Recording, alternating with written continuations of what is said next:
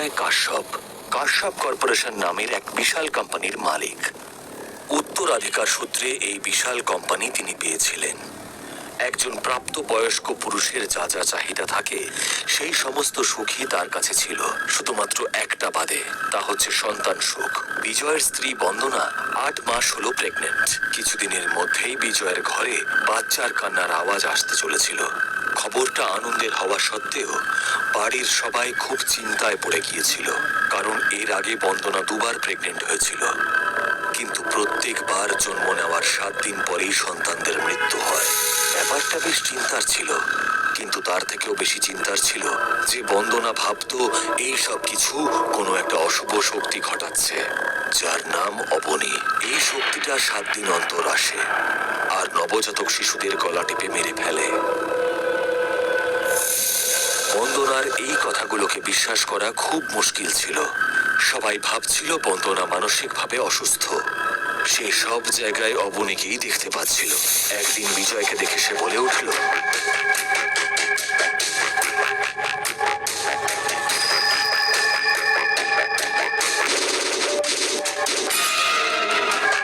কি করতে এসেছো তুমি? কেন এসেছো এখানে? কেন এসেছো এখানে? বলো বলো। কার সাথে কথা বলছো তুমি?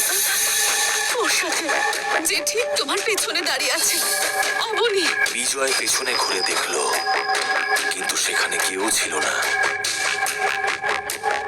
বন্দনা, ওখানে তো কেউ নেই। আছে, ওখানে আছে। তুমি কেন দেখতে পাচ্ছ না? ওই তো দাঁড়িয়ে আছে, দেখো। আমার দিকে এগিয়ে আসছে ও। এবার ও আমার সন্তানকে মেরে ফেলবে। সরে যাও বলছি, সরে যাও। এটা বলা মাত্রই বন্দনা সেখান থেকে দৌড়ে পালাতে লাগলো। ওর এরকম অবস্থা দেখে বিজয় একটা বড় ডাক্তারের কাছে নিয়ে যাওয়ার সিদ্ধান্ত নিল, কিন্তু তাতে খুব একটা লাভ হলো না। বন্দনার অবস্থা দেখে বিজয় বুঝতে পেরেছিল যে আধুনিক বিজ্ঞানের কোনো চিকিৎসা করতে পারবে না। বিজয় স্ত্রী এবং সন্তানকে নিয়ে কোনো রিস্ক নিতে চায়নি। সেই জন্য সে একজন তান্ত্রিকের কাছে গেল। তান্ত্রিকের কাছে যেতে তান্ত্রিক বন্দনাকে কাছে বসিয়ে নাড়ি দেখতে শুরু করলো। আর কিছুক্ষণ ধ্যান করার পর বলল, ও যা বলছে একদম ঠিক। এই সব কিছুই অশরীরী শক্তির জন্যই হচ্ছে, আর আমরা যদি এখনই কিছু না করি তাহলে তোমাদের এই সন্তানটাও বাঁচবে না। এই কথা শুনে বিজয় চুপ করে গেল আর বলে উঠল, না না বাবা, আমি আর আমার সন্তানকে হারাতে চাই না। আপনি কোনো একটা ব্যবস্থা করুন বাবা।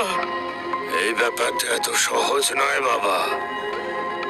এই আত্মাকে আমরা কোনো মতেই বাগে আনতে পারবো না যতক্ষণ না জানতে পারবো এই আত্মাটা আসলে কার আত্মা, আরো কি চাইছে।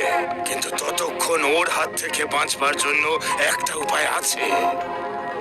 তুমি তোমার স্ত্রীকে একটা ঘরে বন্ধ করে রাখবে। বাড়ি পৌঁছানো মাত্রই বিজয় বন্দনাকে একটা বন্ধ ঘরে রেখে দিল। তারপর তান্ত্রিক, ওই যে এইমাত্র আমি আপনার এই যে 721 একটা ফোন দিছি না, ভাবির লগে একটু ধরাই দেন। ভাবি কয়া দেখ যে জামা বানাই নাই, আমি অসুস্থ, বুঝছেন?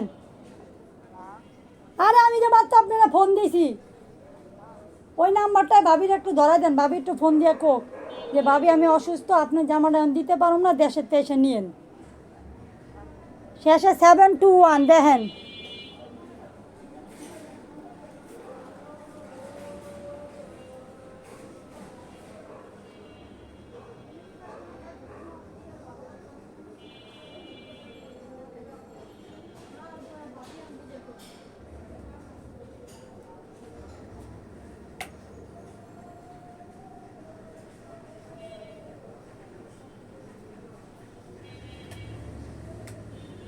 হ্যাঁ বুঝেছি।